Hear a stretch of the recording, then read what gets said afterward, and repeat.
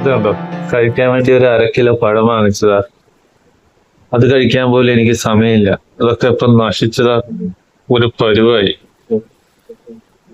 വെറുതെ ഇങ്ങനെ പൈസ കളഞ്ഞോണ്ടിരിക്കുക.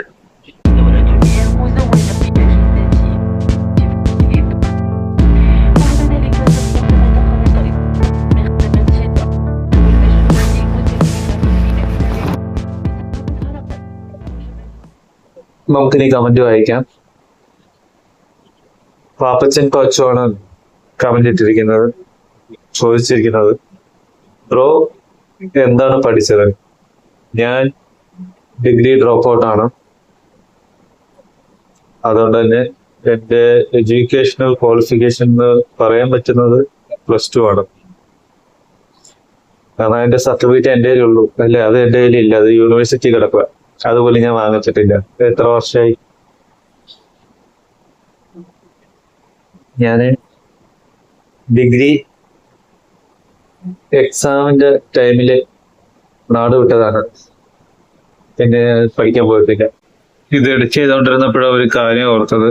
ഞാന് എന്റെ അഹങ്കാരത്തിനാണ് പഠിപ്പ് നിർത്തിയിട്ട് നാട് വിട്ടത്.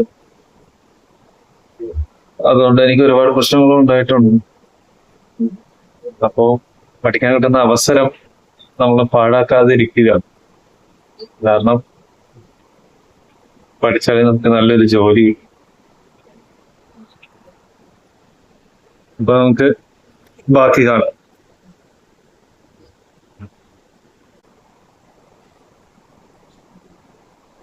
വൺ കെ ആവാനും 1K ആവൊന്നും വേണ്ട പുറത്തിറങ്ങി വീഡിയോ എടുക്കാൻ. Just do it throw. എനിക്ക് ആഗ്രഹമുണ്ട് ബ്രോ, പക്ഷെ പറ്റുന്നില്ല.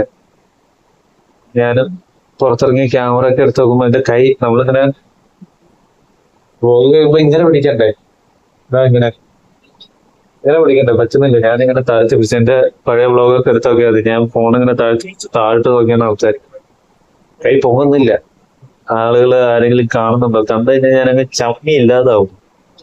അമ്മാതിരി ഒരു മൈൻഡ് സെറ്റാണ് എന്റേത്.